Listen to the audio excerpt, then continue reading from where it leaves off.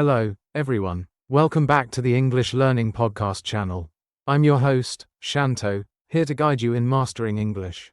And I'm Sarah, your co-host, ready to share practical tips and insights. Today, we're tackling a challenge many English learners face, translating their thoughts from their native language into English before speaking. Translating every thought into your native language before speaking English slows you down and limits your fluency. This video explains how to break free from translation and think directly in English, allowing you to speak more naturally and confidently. Let's explore how to stop translating and start thinking in English.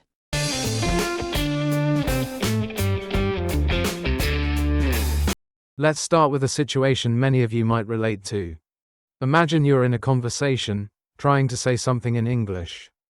Instead of speaking naturally, your brain starts working overtime. First, think about what you want to say in your native language.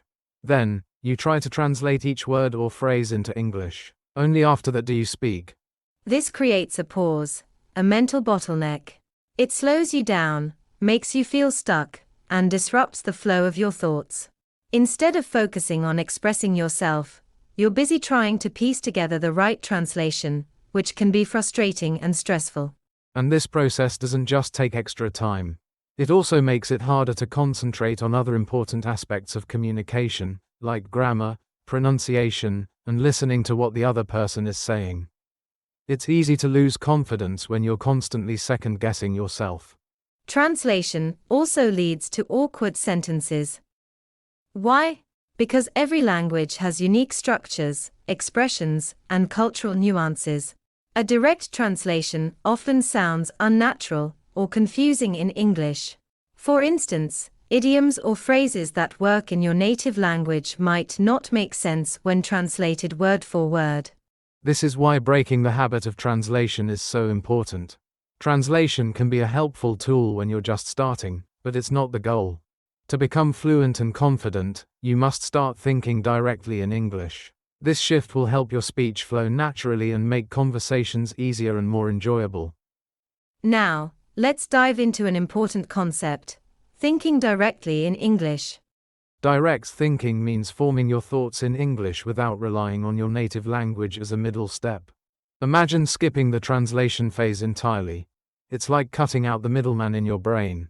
And here's the magic: when you think directly in English, you can express yourself faster and more naturally. There's no delay, no second guessing, and no awkward pauses. Your thoughts and words flow seamlessly, making your communication spontaneous and confident.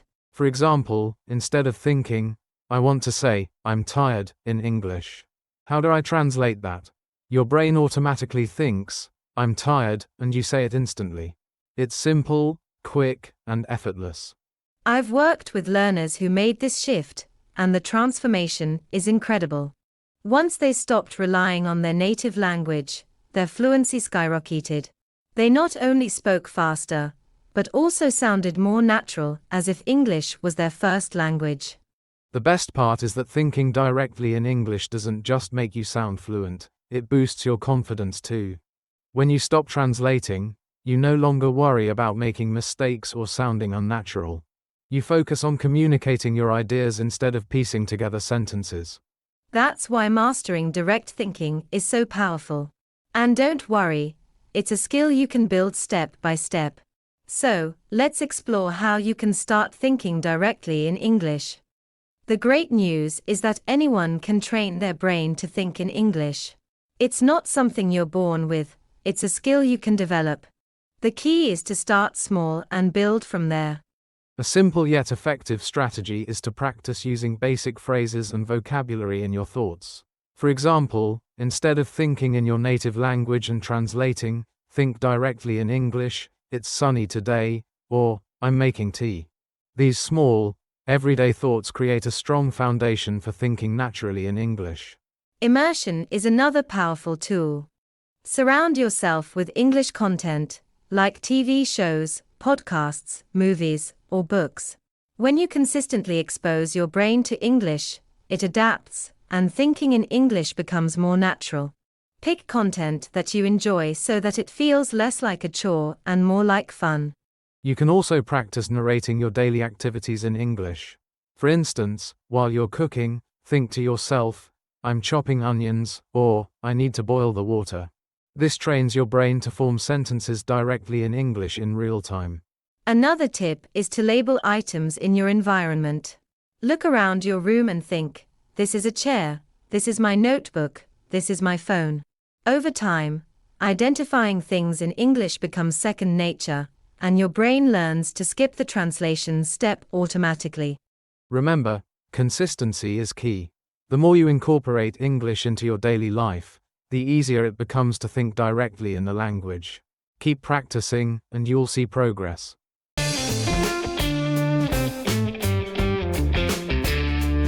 Let's learn some vocabulary related to today's topic.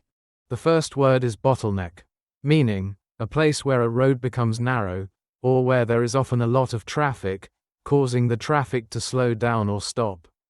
Example, the construction work is causing bottlenecks in the city center.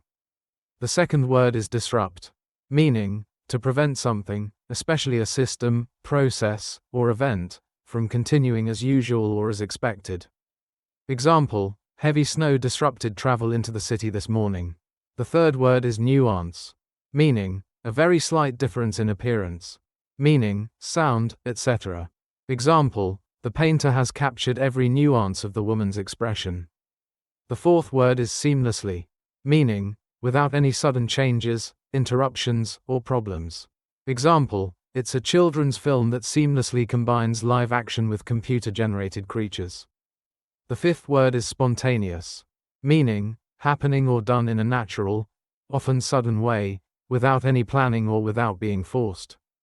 Example, his jokes seem spontaneous, but were carefully prepared beforehand. The sixth word is skyrocket, meaning to rise extremely quickly or make extremely quick progress toward success. Example, housing prices have skyrocketed in recent months.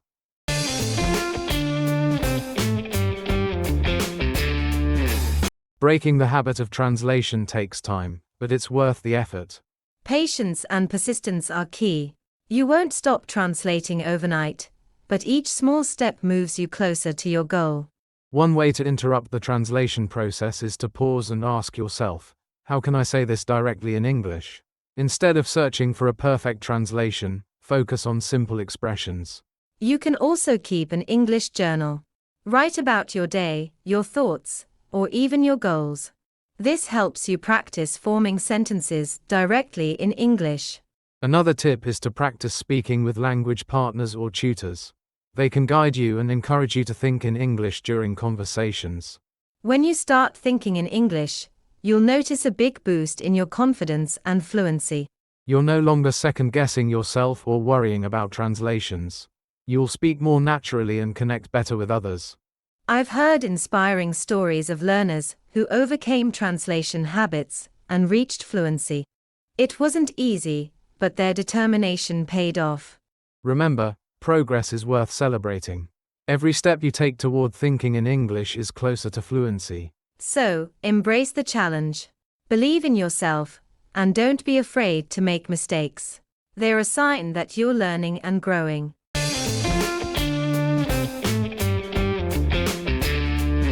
To wrap up, let's summarize today's tips. 1. Understand how translation slows you down. 2. Practice thinking directly in English through small daily habits. 3. Immerse yourself in English content and environments. 4. Stay patient and persistent in breaking old habits. Thinking in English is a journey, but with consistent practice, you'll get there. Thanks for joining us today. If you found this episode helpful, please like, share, and subscribe. And don't forget to leave a comment. What strategies do you use to think in English? Until next time, keep practicing and stay confident. You're doing amazing. Bye for now, and see you in the next episode.